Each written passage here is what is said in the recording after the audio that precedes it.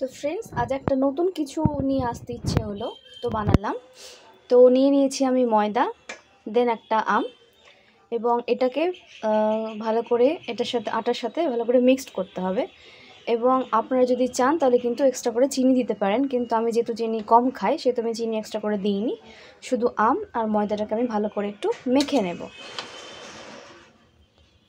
তো ফ্রেন্ডস, আমি ময়দাটা মেখে নিয়েছি। এখানে দুটো আম ইউজ করেছি আমি। আপনারা যদি পরিমাণ বাড়াতে চান অবশ্যই কিন্তু পরিমাণ বাড়াতেই পারেন। এবং এখানে সাদা তিল দেওয়া রয়েছে, এবং এখানে কিন্তু চিনি ইউজ করা হয়নি, যেহেতু আমি চিনি খাই না বা আমার বাড়িতে চিনি খায় না।